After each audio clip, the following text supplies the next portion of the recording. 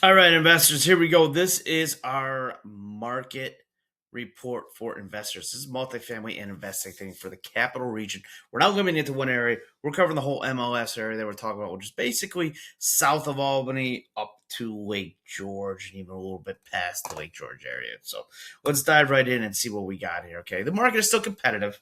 All right, but it is selective. So the median multifamily sales price is 260, which is up almost 10.5 to 11% from last year.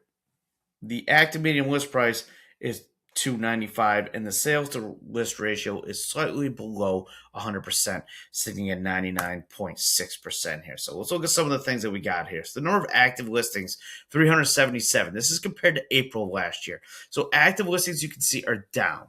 New listings you can see are down. Okay, pending listings are up though, but the sold listings are down as well. Okay, so pretty much that's the biggest change we got there. Sold listing is down 24% from last year. Active and new listings is down slightly from what we've seen. And one of the big things you can see right here is the median sales price is up that 10.5% from last year, really. So though that increased sales price of properties is not exactly transferring into people purchasing these new properties. Okay, so while prices rose, closed volume fell. That's what we were just talking about right there. So that median sales price went up to over 10.5% to the average, and our listing sales price or our sold listings dropped 24%. So that increase in the price caused buyers to back away from these multifamily prices. If you're an investor, you're going in there and the place is going to cost more, then the rents need to follow and go up with it. If the rents aren't following up with it as much as the cost of the home is, then it's not making sense. Okay. Investors, true investors, don't fall in love with the house. They fall in love with the numbers. What we're seeing here is that increased price in the houses maybe sounds like the rents are lagging behind it, that they're not keeping up with the prices because investors aren't falling in love with the numbers as much as we've seen in the past right now. So yet choice is improving. So active listings is up. Like we said, new listings the highest in the last 12 months. Pending listings is 150. Sold listings, that's the one that's down 24%. We went over a lot of this already. But discipline held here, okay? Pricing discipline held. So we're looking, the average days on the market is over a month, about a month and a week.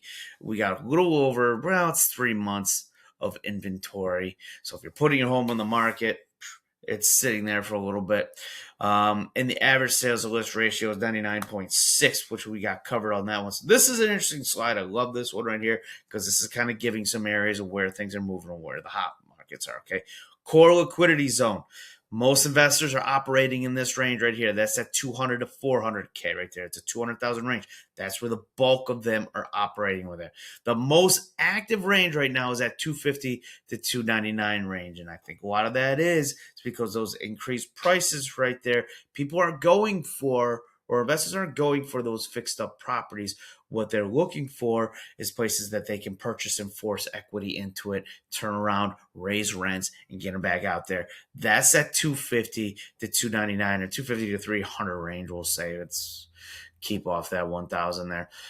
That's where that range is right now in the area. So that's where that most active lane we're seeing investors come into. That 500 plus area right there, not as many options out there. So we're not seeing a lot of things. There's not a lot of listings out there plus that 500. So the opportunity out there is thinner as well. National signals that we see out there, pending home sales rose 2.7% for multifamilies. National inventory is about 4.2%, so it was lower in the capital region at 3 months rent. And national days on the market is 44 days, which is actually higher than what we're seeing here. We're at 35 days, so that's 9 days less than what we're seeing on the national average that we got out there. Mortgage rates, this is the swing factor. This is what's telling the big story, okay? So let's go with mortgage rates. Mortgage rates about 2 months ago did dip just below 6% for the first time in several years. I can't remember exactly when. About 5.98%, 5.99 was the lowest I saw right around that area. For a short time, it dipped underneath there. And then it jumped right back up. And it went up to about 6 3/4, 6 1/3. Since then, we have seen it start to correct and come back down a little bit, and we're sitting at about 6.33 to 6.25, where we're getting in there. So what we are expecting, or the experts are telling us are going to come, is those interest rates will eventually keep ticking down. We had a little spike that forced it up, but it's going to keep working its way down. Now, of course, it's always up and down. It changes daily, so there's a little volatility naturally in those numbers right there. But the general trend from what we're seeing right now is going to be throughout the rest of 2026 that those rates are hopefully will be coming down, which the more that comes down, that will draw more investors into the market for purchasing new properties right now. So that's what we got with the interest rates. Now remember though, because a lot of interest rates at 6.33 to buy a home, so a lot of times when it's an investment property, you can add about a point to that as well to keep it in there, unless you want to pay a little extra to bring those interest rates down a little bit at closing, which is always an option to do. And again, investors fall in love with the numbers. You got to run numbers that make sense for you. How much you're investing in to your return on investment. Does it make sense for you to pay that interest rate down a little bit? In a lot of cases, yeah, it makes a lot of sense to do that. All right. So investor strategies. Here's what we got. Underwrite with conservative debt assumptions. Okay, mortgage rates. Make sure you're watching the swing factors that are going on with the mortgage rates. So test it, make cash flow, reserves, finance. Basically, what I'm saying is know your numbers. Know how much you're putting in. Know what you can expect to get out. Make sure it makes sense. When you're gonna what's your break-even point? When you're gonna start into black and making money on the property, or you're gonna have enough time and money to go ahead and get in there and do a flip on the property. Okay.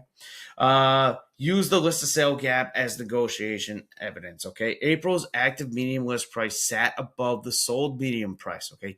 Use that spread to ground offers to close comps, not seller aspirations. What we got on there, and prioritize the most liquid middle price bands. Okay, those bands we talked about a little bit earlier. You want to kind of prioritize. I mean, I personally like the strategy of forcing equity into the property, but everybody's a little different. Some people don't want to get in there and put money into a property. They just want to buy something that they can rent out right away and start collecting on there. Okay. But with the higher interest rates that we had out there and the higher prices, those are becoming harder and harder to kind of come by. So make sure you're doing your numbers and you're understanding what you're in and have multiple exit strategies in case one isn't going to work. Okay. Maybe you're intended it to be a flip, but also you turn around, you're going to lose money on the flip. So maybe the new exit strategy is to hold for a year or two, let those numbers come back down, hopefully appreciate in value a little bit more, and then a year or two down the road, then sell and pull equity out of the property that way. All right. So here we go. Prices are holding firm at that 260. 150 demand is still present. And of course, as we mentioned before, that 99.6 is really what we're looking at, the list of sold ratio right there. So, any questions, if you want to put together a plan or you want to evaluate a property or something like that, I could definitely jump in there and help you out with that. I've been an investor for over 20 years now, as I've done buy and holds, and I've done fix and flips and a number of different strategies getting in on investment properties, but I've been an investor for like 20 years. So reach out to me if you want some help kind of learning what to do it or evaluating a property. More than happy to help you out with that. My information is below. Feel free to reach out, call, text, email, whatever's easiest for you, and we'll catch you guys on the next one.